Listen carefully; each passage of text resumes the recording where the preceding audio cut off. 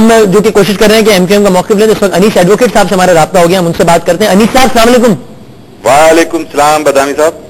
अनीस साहब, ये कल जुल्फ़िकार मिर्जा साहब ने कुछ बातें कही थी जिसका एक इंप्रेशन तो ये बना था कि एमक्यूएम निशाना है, लेकिन कल जो आपकी तरफ रद्दमल आया था बड़ा एक मोहतात सा रद्दमल था। ये बताइए आज की प्रेस कॉन्फ्रेंस में आप क्या कहेंगे? हम स्टेप बाय स्टेप चलते हैं। पहले ये बताएं, उन्होंने फारूक सत्तार साहब का तो नाम लेकर उन्होंने कहा कि हमारे इंतहाई मोहतरम दोस्त जो कि इत्तेहादी जमात के सबसे कम गो और शरीफुन नफ्स नजर आने वाले इंसान है, वो ये बताया कि मुशर्रफ दौर में जेल क्या करने गए थे, खैरात बांटने या नौकरियां बांटने? आप क्या कहेंगे इस पर? शुक्रिया बादामी साहब। असल में जुल्फ़िकार मिर्जा साहब बहुत कुछ जरा जज्बात में आके ऐसी बातें कर रहे हैं जो उनको खुद समझ में नहीं आ रहा कि वो क्या कह रहे हैं। अच्छा, डॉक्टर फारूक सत्तार भाई जब जेल गए थे उन्होंने खुद रजाकाराना की, जब उन पर एक इल्जाम लगा उन्होंने खुद रजाकाराना तौर पे गिरफ्तारी पेश की, मीडिया के सामने पेश की और अदालत से बाइज्जत बरी होकर आए, भागे नहीं थे। अच्छा, अब वो तो पूरा पेंडोरा बॉक्स खोल रहे हैं। उन्होंने कल की स्पीच में भी कहा और आज भी उन्होंने दोहराया कि अब जो अफराद जो हमारे साथी एनआरओ के हवाले से शोर मचा रहे हैं वो ये याद रखें कि इसी एनआरओ के तहत 3,500 मुकदमात कत्ल और डकैती के भी माफ हुए। और उन्होंने कहा कराची में जिन लोगों को ड्रिल किया गया, जिन माओं की गोदियां उजड़ी, उन्हें डॉक्टर जुल्फ़िकार मिर्जा इंसाफ दिलाएगा। जब हमसे हिसाब मांगा है तो उन्हें भी हिसाब देना पड़ेगा। ये इंप्रेशन तो ये बन रहा है कि आपकी तरफ इशारा कर रहे हैं अनीस साहब।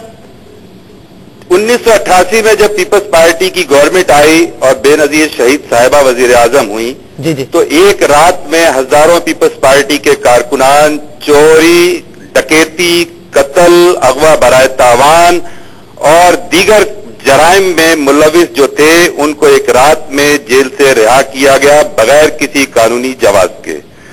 एमक्यूएम के कारकुनान कल भी अदालतों का सामना करते रहे हैं, आज भी अदालतों का सामना करने के लिए तैयार है। बुनियादी तौर पर ये जो ब्लैकमेलिंग की सियासत एमक्यूएम ना पहले करती थी ना अब कर रही है एमक्यूएम की सियासत, एमक्यूएम को दबाव में लाने के लिए ये जो रवैया अपनाया जा रहा है ये मेरे ख्याल से ये मुनासिब नहीं है। ये जमहूरियत को ये डीरेल कर देगा, इससे पाकिस्तान में जमहूरियत को सख्त नुकसान पहुंचेगा। और जो अंदाज फिक्र, जो अंदाज गुफ्तगू जुल्फ़िकार मिर्जा साहब अपना रहे हैं, मेरे ख्याल से एमक्यूएम ये समझती है कि ये इंतहाई नामुनासिब रवैया है और पीपल्स पार्टी की मरकजी क़यादत को इस बारे में वजाहत करनी चाहिए कि ये जुल्फ़िकार मिर्जा साहब सूबाई वजीर दाखिला की हैसियत से ही सिर्फ बात कर रहे हैं या पीपल्स पार्टी के तर्जुमान की हैसियत से।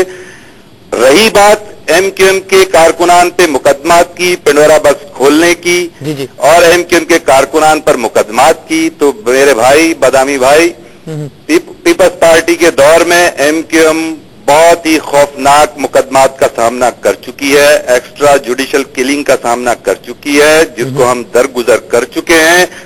अगर पेंडोरा बॉक्स खोलकर एमक्यूएम को डराकर धमकाकर अपने मकासद हासिल करने हैं तो ये कोई तरीका, जमहूरी तरीका नहीं है। मेरे हिसाब से इन मामलात को बातचीत के जरिए और आपस में एक दूसरे के एहतरामी रवैये के जरिए इन चीजों को दुरुस्त किया जा सकता है। और एमक्यूएम जब भी एमक्यूएम को किसी चीज पर इख्तलाफ होता है या एमक्यूएम को जब भी पीपल्स पार्टी से, हुकूमत से कोई इख्तलाफ हुआ, एमक्यूएम ने बहुत तरीके से इन इख्तलाफात को मस्बत अंदाज से पीपल्स पार्टी की हाई कमान तक पहुंचाया। अगर आप हर चीज को आप नेगेटिव लेंगे और आप ये कहेंगे कि आप तो जमहूरी हैं और दूसरे गैर जमहूरी हैं तो ये रवैया अच्छा नहीं है। इस्टेब्लिशमेंट की आलाकार एमक्यूएम कभी भी नहीं रही, न माजी में रही, न आज है, न कल होगी। इस्टेब्लिशमेंट यकीनन पाकिस्तान का एक मोहतरम हिस्सा है और पीपल्स पार्टी खुद जानती है कि इस्टेब्लिशमेंट के आलाकार कौन लोग हैं। अब मैं नहीं समझता कि जुल्फ़िकार मिर्जा साहब किसकी जबान बोल रहे हैं और क्या चाह रहे हैं। ये जो वक्त चल रहा है, जो पीपल्स पार्टी के ऊपर मुश्किलात का वक्त चल रहा है, एमक्यूएम उनके साथ उनकी हलीफ जमात है और एमक्यूएम की पूरी कोशिश है कि बाहमी मशावरत के साथ पीपल्स पार्टी की हुकूमत को पूरे 5 साल मुकम्मल करने चाहिए। ये जमहूरी उनका हक है, वो जमहूरी अंदाज से मुंतखब होकर आए हैं। इसी तरीके से एमक्यूएम भी जमहूरी अंदाज से अवाम का वोट लेकर आई है اور رہی بات مختلف حوالوں سے جو اشارے وہ سندھ کے حوالے سے کر رہے ہیں، تو میں یہ کہتا چلوں کہ پیپلز پارٹی کو اس بات کو سمجھنا چاہیے کہ ایم کیو ایم سندھ کی بنیاد سے ایم کیو ایم کا بھی تعلق ہے، اور سندھ کے عوام کے حقوق کے لیے ایم کیو ایم کی جدوجہد، سندھ کے عوام کے حقوق کے لیے ایم کیو ایم کی قربانیاں کوئی ڈھکی چھپی نہیں ہے۔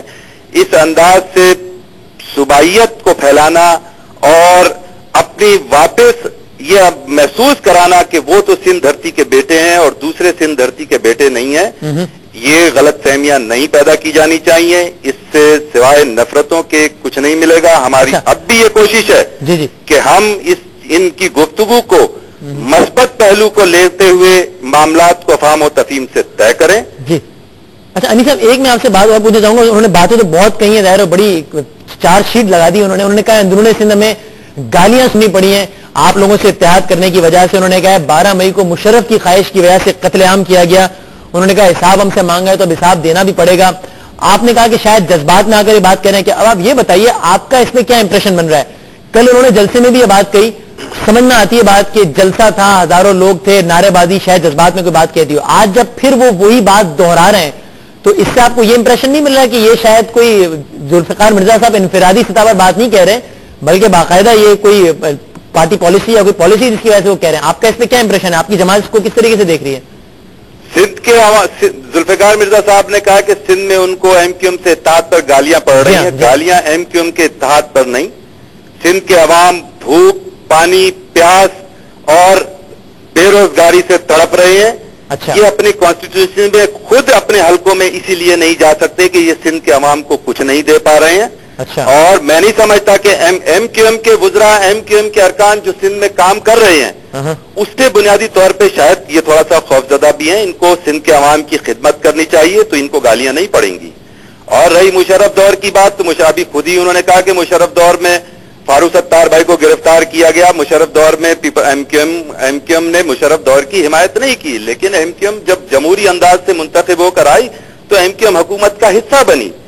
12 مئی رونا 12 مئی کے کمیشن کے لیے تو ہم بہت پہلے کہہ چکے ہیں۔ 12 مئی کے کمیشن کو قائم کرنے سے پہلے ذوالفقار مرزا صاحب اپنے ریکارڈ کو درست کیجئے اور سندھ ہائی کورٹ بار ایسوسی ایشن کی قرارداد منٹس کو وہ اٹھا کر دیکھ لیجئے کہ کیا کیا چیز بار ایسوسی ایشن نے، سندھ کی بار کونسل نے، ہائی کورٹ کی بار کونسل نے خود طے کی تھی۔ اور اگر 12 مئی کی آپ یہ رونا روئیں گے اور 12 مئی کا آپ دوبارہ سے ڈھول پیٹنا چاہتے ہیں تو ایک ہائی لیول کمیشن قائم کریں۔ ہائی لیول کمیشن پھر تمام معاملات پر ہو، ہائی لیول کمیشن تمام معاملات پر ہو، پتہ یہ معلوم ہو کہ کتنا مسجد کے قتل عام، کس کس کے کون لوگ قتل ہوئے ہیں، سب لوگ بے نقاب ہوں۔ اور این آر او بھائی پرویز مشرف صاحب کے دور میں پیپلز پارٹی کی چیئرپرسن صاحبہ کی مفاہمانہ پالیسی کے تحت ہی قائم کیا گیا تھا۔ تو ہمیں پرویز مشرف صاحب کے دور کا تانا دے کر اپنے گناہوں پہ پردہ مت ڈالیں اور عوام کو صحیح راہ دکھائیں، سندھ کے عوام کو صحیح راہ دکھائیں، سندھ میں افہام و تفہیم کی بات کریں، ڈیولپمنٹ کی بات کریں، ترقی کی بات کریں۔ سندھ کے عوام پانی، پیاس، بھوک سے تڑپ رہے ہیں، ان کے ان مسائل کا ازالہ کریں تو آپ کو اپنے حلقوں میں گالیاں نہیں پڑیں گی۔ صحیح۔ انیس ایڈوکیٹ صاحب کا بہت بہت شکریہ، آپ نے ہمیں وقت دیا۔ متحدہ قومی موومنٹ کے سینئر رہنما انیس ایڈوکیٹ صاحب کہتے ہیں کہ ذوالفقار مرزا صاحب جذبات میں آ کر ایسی باتیں کہہ رہے ہیں، اور اگر وہ یہ کہتے ہیں کہ اندرون سندھ نے ایم کیو ایم سے اتحاد کی وجہ سے گالیاں کھانی پڑی تو ایسا نہیں ہے، بلکہ چونکہ ان کی اپنی performance up to the mark نہیں ہے اس لیے انہیں